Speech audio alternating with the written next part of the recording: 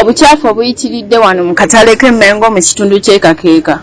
Kino kiddiridde abantu abamu naddala abasuubuzi okufiirwa bakasitoma oba okufiirwa ssente mu katale kano. Kigambibwa nti naddala abasuubuzi be basinga okuleeta obucaafu mu katale kaabwe. Anti basula kasasiro mu myala n'okukyafuaza ebintu ebimu ku bye batunda. Tusanze ng'abamu bizinensi zaabwe ziri okumpi ne kasasiro nga omuntu tayinza kuva eri n'akyama okumpi ne kasasiro ng'agula byakulya. Ekyo nno kiviiriddeko abasuubuzi bangi okufiirwa nga ssente bizinensi zaabwe okugootaana lwansonga nti abaguzi mu kitundu kino eno bakendedde olw'ensonga y'obukyafu.